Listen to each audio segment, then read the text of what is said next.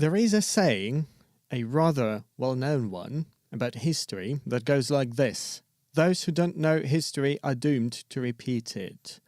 The saying is generally attributed to Edmund Burke. I do not agree with this saying. I don't think it's very close to the truth. From my point of view, another saying attributed to Aldous Huxley, a rather well-known English writer, is much closer to the reality we live in. It goes like this: that men do not learn very much from the lessons of history is the most important of all the lessons of history. I really believe this saying to be very close to the truth, because from what we see around us, men do not really learn from history. Somehow, just knowing what happened in the past is not enough. The knowledge itself does not really influence the way we act. We do not act upon what we know. And somehow, even when people are aware that certain actions contributed to certain negative consequences, somehow it doesn't teach us anything. Somehow we can always say that this time it's going to be different. This is why I think that just knowing about certain facts is not enough. What can help us to learn from history is actually something that can influence not just our mind, but our heart. From my point of view, this is going to be art, works of art that affect the way we actually feel, that makes us feel through certain points of history. Mouse,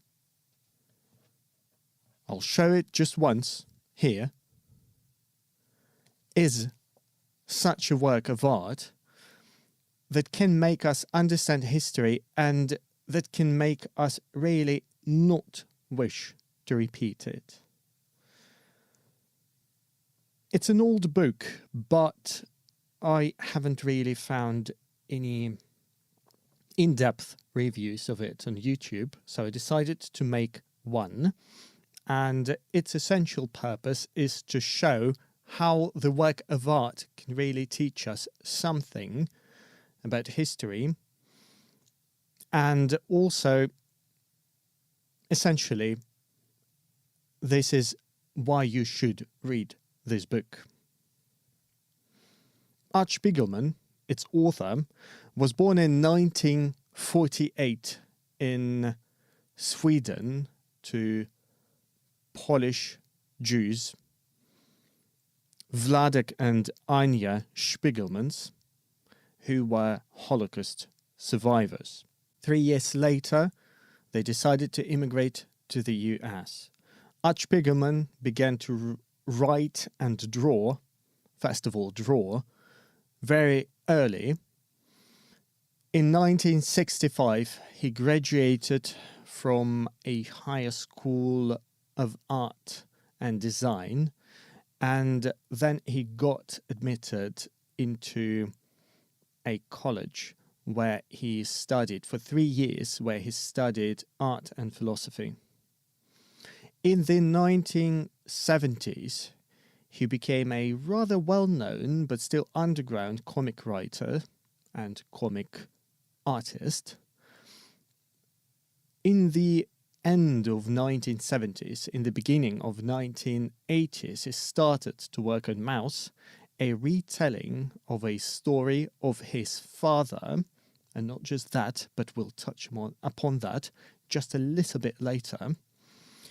His intention was to tell a story, not just to tell a story of his father, but also to tell a story of their relationships. So he began writing it in 1980s, and when it was finished, several years later. And when it was published as a whole, it started to get international recognition, which peaked probably in 1992 when it received a Pulitzer Prize, which still is one of the most prestigious and well-known literary awards in the world. Maus, since that, stayed immensely popular and has been translated into more than 30 languages. Before Maus was published, and even after that, there was, to some degree, a prevailing notion that the narrative or the topic should dictate or should prevail the form. If you speak about serious and dark stuff, then the form should be adjusted to it. It also should be considered very serious. And Art Spiegelman's Maus, of course, is a truly different thing, because comic books were not perceived as a serious form. So his decision to tell a story about a Holocaust survivor, a very dark and gloomy thing, to be honest, in a form of a comic book, certainly raised some eyebrows. This is still one of the reasons why book sometimes receives controversial publicity and is still sometimes banned in certain states or even in certain countries. Spiegelman, in an interview to NPR just last year, 2022, said about this: "The subject matter makes such a large claim on your sympathies to begin with that I don't think it's necessary to underline it and push it any further than that. In fact, it kind of seems trivializing and cheap to do it that way." While still the question remains, why comic book format? Why not to write just a memoir? And here it becomes really interesting. In the same interview to NPR, Spiegelman says, "It seems to me that comics are, on the one hand, a very direct medium. They come across very viscerally. And on the other hand, they are a very, very abstract medium. You have to do a lot more work to decode a comic strip than you do in understanding a film or even reading a book." Moreover, if you read Maus, you will see that its drawings are black and white and overall are rather simplistic in design. I find this a very curious detail, and I find it in accordance with the author's intention to highlight the ideas, the conversations, and the story itself, rather than some details about how characters themselves are portrayed. There is less focus on the looks of the characters and more focus on the stories that they tell or are part of. Ostensibly simple style of drawing is definitely a stylistic element of the text to draw the reader in. One more distinctive feature of Maus is, of course, its famous portrayal of people as animals. Jews are depicted as mice. Germans are cats, they prey on mice. French are... there is just one French in the book, if I remember correctly, but he, or was it she, I don't remember. Anyways, French are frogs.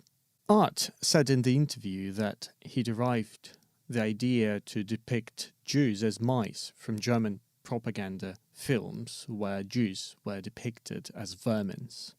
And the portrayal of Jews as mice and the portrayal of other nations as other types of animals might seem offensive because it supports the very simple stereotype or different simple ethnic stereotypes. And of course, it simplifies the political situation, but this is not an insult, and it was not an insult. It was not intended by the author as an insult as well, of course. One can see rather a metaphor that drives home all of the horrors of racism in this depiction. Another peculiar characteristics of Maus, and characteristics that makes Maus a powerful piece of storytelling, is that it suggests the same form of an ancient narrative that is familiar to us all. It's essentially a hero's journey. At least it looks like this from the start. A hero is born, a hero is going to the underworld, he's going through some adventures there, and then he's back in other world to tell a story about his adventures. However, at one moment, this story of Maus starts to surprise you. You begin to realize that the story is actually not about the hero, and then we realize that the story is something else entirely.